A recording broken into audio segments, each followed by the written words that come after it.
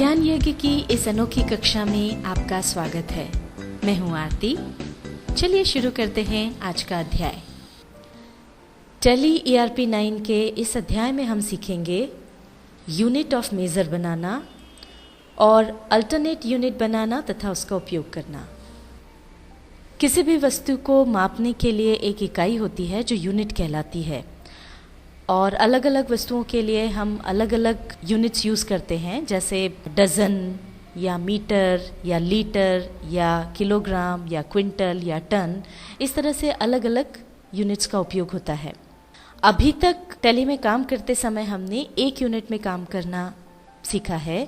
जैसे अगर हमने किलोग्राम्स में माल खरीदा है तो किलोग्राम्स में ही उसको बेचा है। अगर हमने नग में यानी पीसेज में माल खरीदा है तो पीसेज में उसको बेचा है। पर मान लीजिए हमने ज़्यादा माल खरीदा, गेहूं के केस में जैसे क्विंटल्स में हमने गेहूं खरीदा, 1 क्विंटल में 100 किलो गेहूं आता है।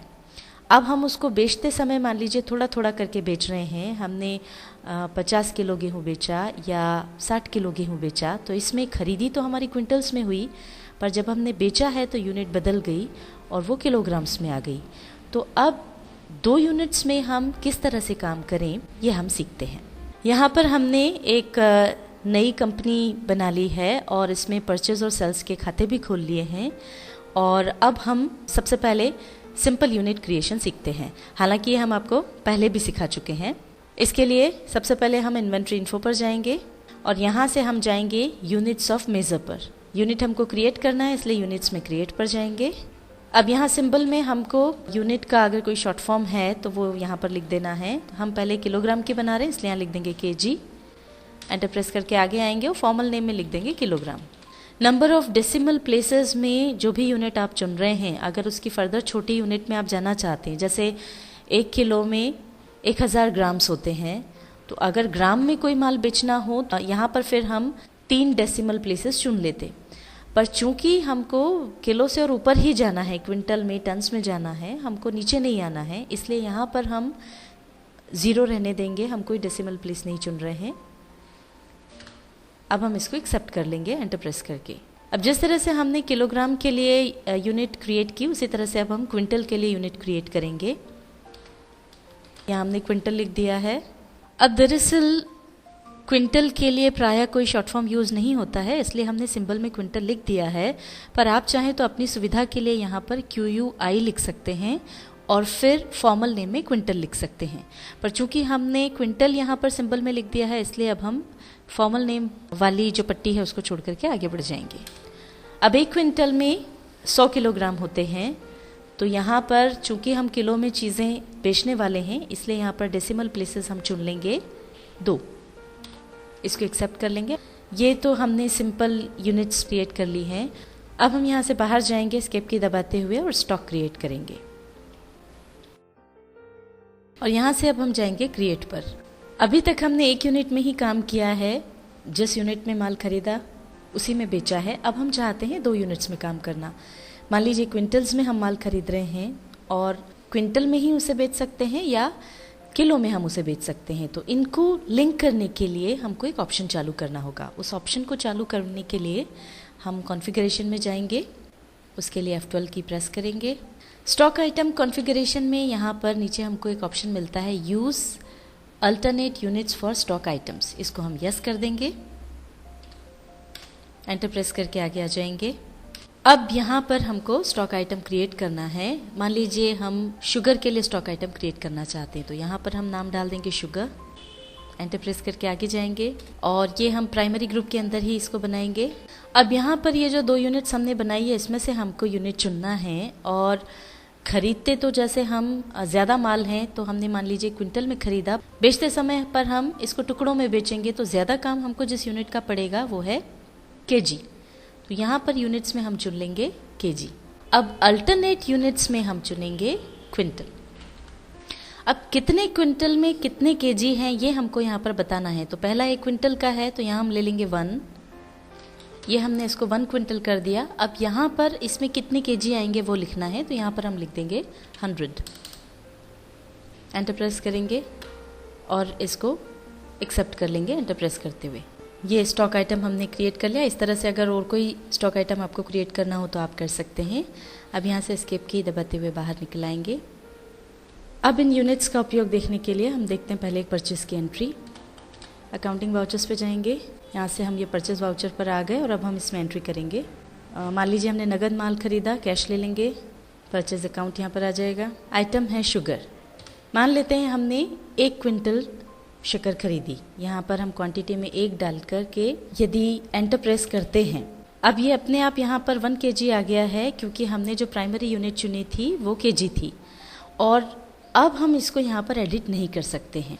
तो अब हमको इस एंट्री को कैंसिल करना होगा। इसके लिए एस्केप की दबा करके हम बाहर आ जाएंगे और वापस से नए सिरे से वाउचर चुनेंगे। अकाउंटिंग वाउचर्स में जा कर के वापस डिटेल्स यहाँ फिल कर लें। ये अब यहाँ पर क्वांटिटी में जब भी आप एंट्री करें तो आप ध्यान रखें कि आपने क्विंटल में खरीदा है माल या केजी में खरीदा है। अब हमने अगर क्विंटल में खरीदा है तो यहाँ पर हमको 1 क्विंटल लिखना होगा। अब जैसे ही हम एंटर प्रेस करेंगे तो ये अपने आप इसको कन्वर्ट करके 100 kg कर लेगा और ये देखिए यहाँ पर नीचे अब 1 क्विंटल लिखा हुआ आ रहा है। अब रेट में यहाँ पर हमने 3000 रुपीज़ पर क्विंटल के हिसाब से शक्कर खरीदी है। अब ये यहाँ पर में इसने केजी ले लिया है, जबकि ये क्विंटल का भाव है, इसलिए यहाँ पर अब हमको लिखना होगा क्विंटल। ये एंट्री हो गई, इसको हम एक्सेप्ट कर लेते हैं कंट्रोल ए से। जिस तरह से हमने क्विंटल में माल खरीदा उसी तरह से क्विंटल में हम बेच भी सकते हैं और जिस तरह से परचेस की एंट्री की उसी तरह से सेल्स की एंट्री भी कर सकते हैं। बस ये ध्यान रखें कि क्वांटिटी की एंट्री करते समय अगर आपने क्विंटल में माल खरीदा है या क्विंटल में अगर आप बेच रहे हैं तो यहाँ पर क्विंटल लिखें और रेट में भी केजी के बजाय क्विंटल लिखें। यहाँ पर तो हमने स्टैंडर्ड यूनिट्स में काम करना सीखा। जैसे 1 क्विंटल में हमको पता है कि 100 किलोग्राम ही होते हैं और ये एक स्टैंडर्ड मानक इकाई है। पर कई बार ऐसा होता है कि जो 2 यूनिट्स हम ले रहे हैं वो इस तरह से स्टैंडर्ड इकाई नहीं होती है। मान लीजिए हम इंजन ऑयल का बिजनेस करते हैं, उसमें 1 कार्टन में कितने पैक्स या डिब्बे होंगे ये सर्टन नहीं होता है, ये संख्या बदलती रह सकती है। ऐसे में हम इन यूनिट्स का उपयोग किस तरह से करेंगे, आइए अब ये देखते हैं।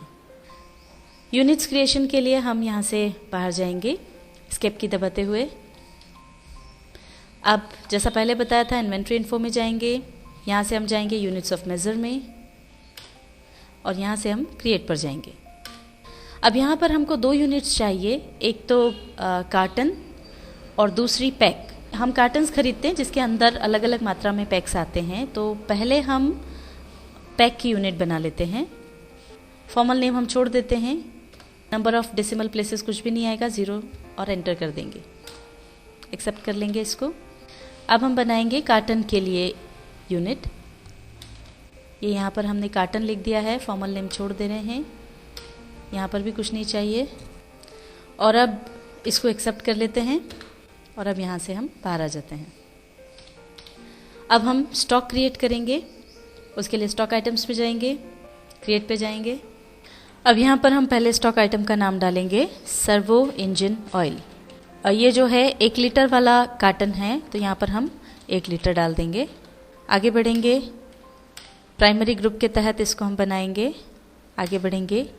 अब यूनिट्स में चूंकि हम कार्टन में खरीदेंगे पर पैक्स में बेचेंगे, इसलिए पैक को हम बेसिक यूनिट ले लेंगे और अब अल्टरनेट यूनिट आ जाएगी कार्टन। अब यहाँ पर 1 कार्टन में ये जो है इसके 1 कार्टन में मान लीजिए 20 पैक्स आते हैं, तो यहाँ पर हम लिखेंगे 1 carton is equal to 20 packs. तो यहाँ पर ये 20 कर लिया। अब इसको कंट्रोल ए से एक्सेप्ट कर लेंगे। अब हम दूसरा आइटम बना लेते हैं, ये भी सर्वो इंजन ऑयल है। ये आधा लीटर वाला कार्टन है, इसमें आधे लीटर के पैक्स आते हैं तो यहाँ आधा लीटर लिख देंगे। आगे बढ़ेंगे, ये भी प्राइमरी ग्रुप्स के तहत बनेगा। आगे आएंगे, यहाँ पर भी यूनिट्स में बेसिक यूनिट पैक ले लेंगे और अल्टरनेट यूनिट कार्टन चुन लेंगे। इस कार्टन में 1 कार्टन में 40 पैक्स आते हैं, यहाँ 1 carton is equal to 40 pack. अब इस पूरे को कंट्रोल ए से एक्सेप्ट कर लेंगे।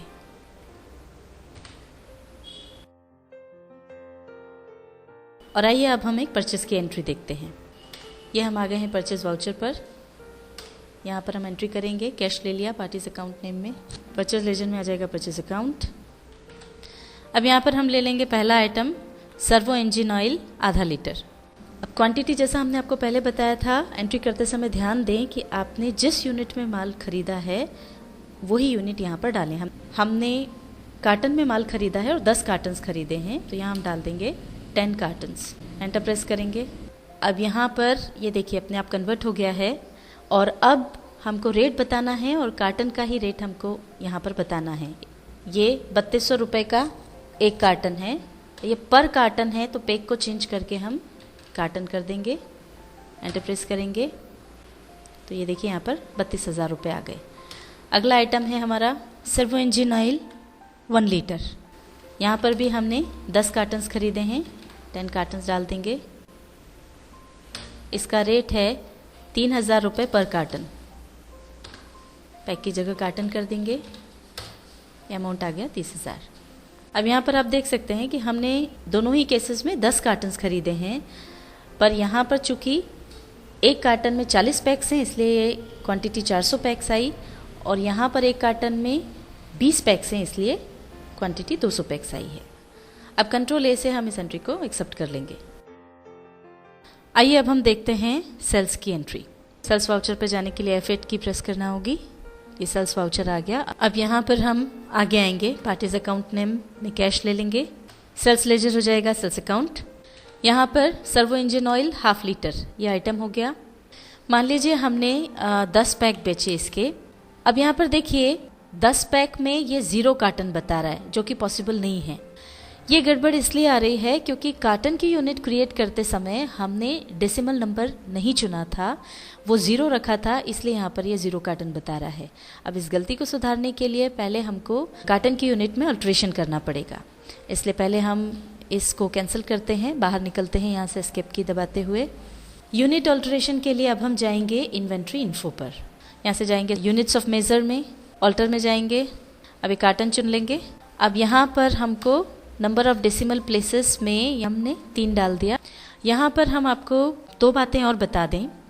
पहली तो ये कि आपने जो डेसिमल प्लेसेस यहाँ पर चुने हैं, नंबर ऑफ डेसिमल प्लेसेस जो चुने हैं वो कम नहीं हो सकते, ज़्यादा में से इंक्रीज़ किए जा सकते हैं, डिक्रीज़ नहीं किए जा सकते। जैसे अगर हमने यहाँ पे 3 चुन लिया है तो आगे अगर कभी ज़रूरत पड़े तो आप इसको ऑल्टर करके 4 कर सकते हो, 5 कर सकते हो, पर 3 से कम यानी 2 या 1 नहीं कर सकते हो।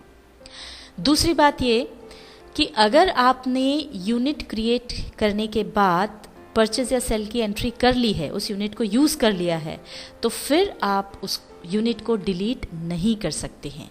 इसलिए यूनिट क्रिएशन के समय इन बातों का विशेष ध्यान रखें। अब हम इसको एक्सेप्ट कर लेंगे, एंटर प्रेस करते हुए यहाँ से बाहर आ जाएंगे। अब सेल्स की एंट्री हम वापस करते हैं। इसके लिए अकाउंटिंग वाउचर्स पर जाएंगे। ये सेल्स वाउचर पर आ गए। अब हम आगे जाएंगे, पार्टीज अकाउंट नेम में कैश आ जाएगा, सेल्स लेजर में आ जाएगा sales account. Name of item पहला सर्वो इंजन ऑयल 1/2 लीटर, ये 10 पैक यहाँ क्वांटिटी में हम डाल देंगे। अब देखिए यहाँ पर ये 0.25 कार्टन आ गया है क्योंकि हमने डेसिमल प्लेसेस ले लिए हैं। रेट भी यहाँ पर पैक आएगा। पर पैक मान लीजिए रेट है 85 रुपीज़। आगे आएंगे दूसरे आइटम पर। दूसरा आइटम है सर्वो इंजन ऑयल 1 लीटर।